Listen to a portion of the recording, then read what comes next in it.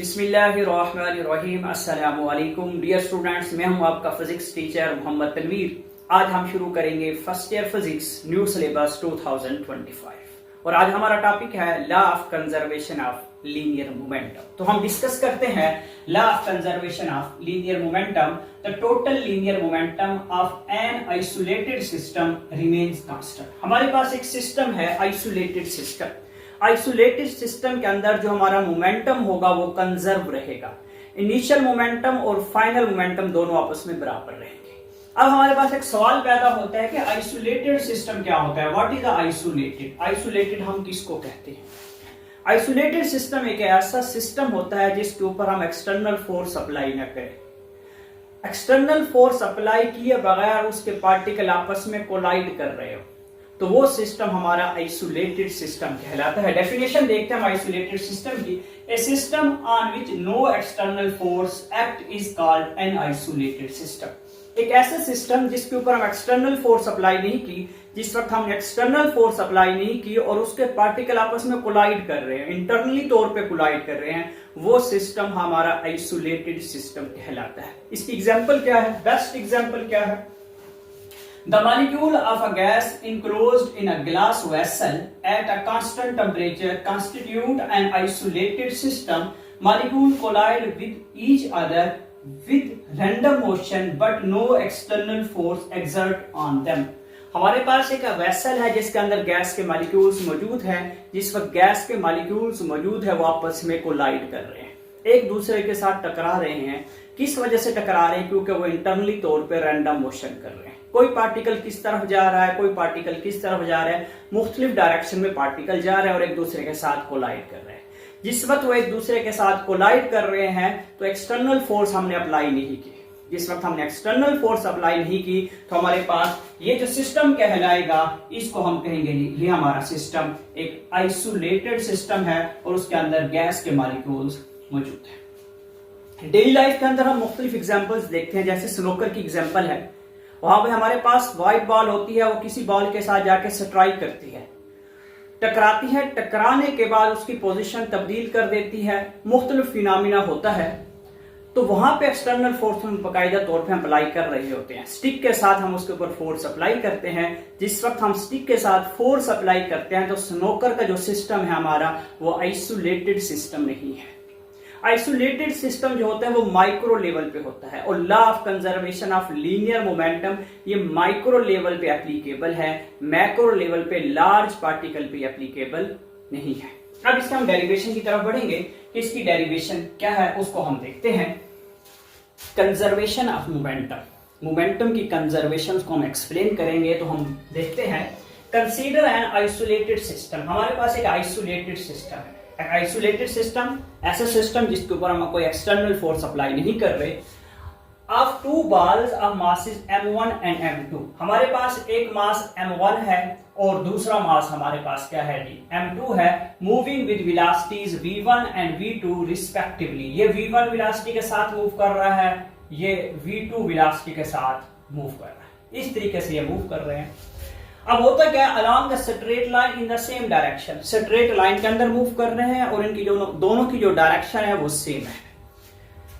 Both balls collide each other. दोनों एक दूसरे के साथ क्या करते हैं जी? कोलाइड करते हैं। जिस वक्त दोनों एक दूसरे के साथ कोलाइड करते हैं दोनों कोलिजन होती है। ये मास इसके साथ जाके क्या करता है जी? स्ट्राइक करता है। यहां पे एक बात जहन में रखेंगे, हमारे पास जो v1 वेलोसिटी होगी, v1 वेलोसिटी ग्रेटर देन होगी v2 वेलोसिटी से। ये स्लो मूव कर रहा होगा, ये फास्टली मूव कर रहा होगा, तभी जाके ये वाला मास इसके साथ क्या करेगा जी? कोलाइड करेगा। जिस वक्त कोलिजन होगी m1 मास m2 के साथ जाके कोलाइड करता है, स्ट्राइक करेगा, आपस में टकराएंगे। टकराने के बाद क्या होता है? एंड आफ्टर द कोलिजन, टकराने के बाद m1 moves with the velocity of v1 prime. हमारे पास ये मास m1 था और ये हमारे पास m2 मास है। इसकी जो वेलोसिटी होगी वो v1 प्राइम के साथ मूव करेगा, इसकी जो वेलोसिटी होगी v2 प्राइम के साथ मूव करेगा। दोनों की वेलोसिटीज इंटरचेंज हो जाएंगी। मतलब कहने का यह है कि अब ये फास्टली मूव करेगा, ये स्लोली मूव करेगा, ये आहिस्ता से मूव करेगा, ये तेजी से मूव करेगा। जिस वक्त ये आपस में कोलाइड करते हैं, अगर हमारे पास ये F है तो ये हमारे पास F प्राइम होगा। न्यूटन्स थर्ड लॉ भी यहाँ पे एप्लीकेबल होगा। यहां तक समझ आ गई? यानी कि सिंपल बातें हैं, दो मासेस थे m1 और m2, इसकी वेलोसिटी v1 थी, इसकी वेलोसिटी v2 थी, दोनों मूव कर रहे थे स्ट्रेट लाइन में, सेम डायरेक्शन में, दोनों कोलाइड करते, ये वाला मास इसके साथ जाके टकराता है क्योंकि इसकी वेलोसिटी ज्यादा होती है। फिर होता क्या है कि टकराने के बाद दोनों की वेलोसिटी इंटरचेंज हो जाती है, ये v1 प्राइम हो जाता है और ये है जी v2 प्राइम। अब क्या होगा जी, उसको हम देखते हैं। Change in momentum of mass m1, हम मास 1 के अंदर तब्दीली देखेंगे, मोमेंटम के अंदर जो तब्दीली आई है उसको हम डिस्कस करेंगे। हमारे पास m1 ये था और उसका जो फाइनल रिजल्ट आया ये आया हमारे पास। तो हमारे पास चेंज इन मोमेंटम होता है जी del p is equal to F cross T, यानी कि इम्पल्स की फॉर्म में भी हम लिख सकते हैं। तो हमारे पास फाइनल ये है m1 v1 prime minus m1 v1। Same इसी तरह हम m2 को डिस्कस करेंगे। ये हमारे पास फाइनल आया है इसका, ये हमारे पास इनिशियल है। चेंज इन मोमेंटम हमारे पास आया जी डेल p प्राइम लिख सकते हैं इसको हम f prime multiply t is equal to m2 v2 prime minus m2 v2। इसको हम कह देते हैं ये हमारे पास इक्वेशन 1 है और ये हमारे पास इक्वेशन 2 है। दोनों इक्वेशंस को हम आपस में एड अप करेंगे।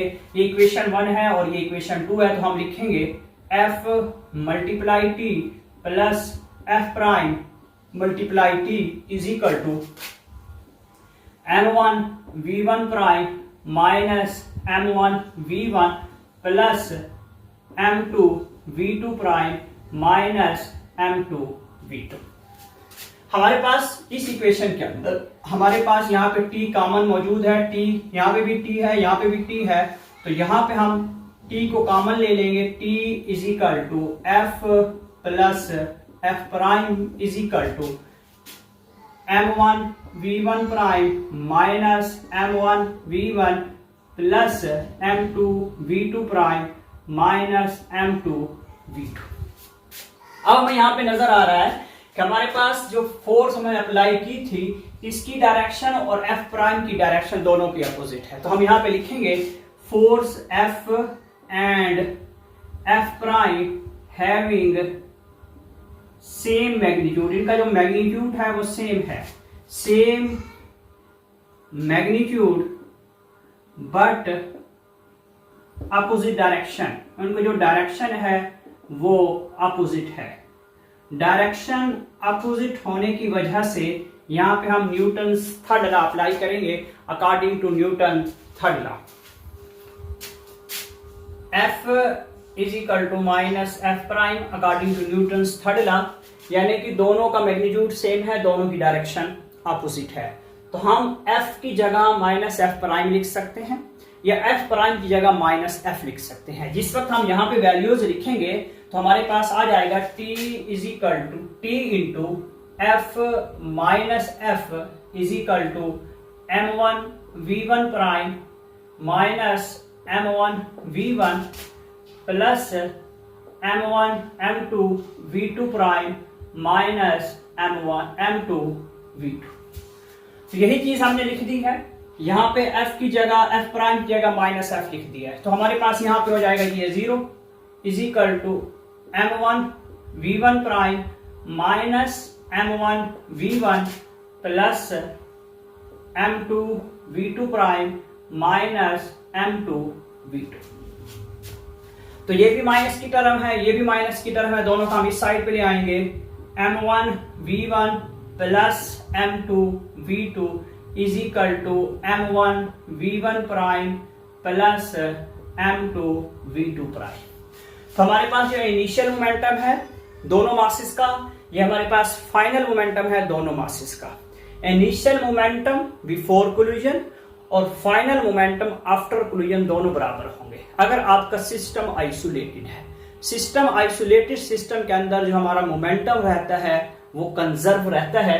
इनिशियल रिजल्ट क्या है? Initial momentum of the system before collision equal to the final momentum of the system after collision, यानी कि initial momentum before collision final momentum after collision दोनों आपस में इक्वल होंगे। तो m1 v1 plus m2 v2 is equal to m1 v1 prime plus m2 v2 prime. मैं उम्मीद करता हूँ आप लोगों को लेक्चर समझ आया होगा। नेक्स्ट लेक्चर के अंदर मिलते हैं इंशाल्लाह। अपना ख्याल रखिएगा। अल्लाह हाफिज।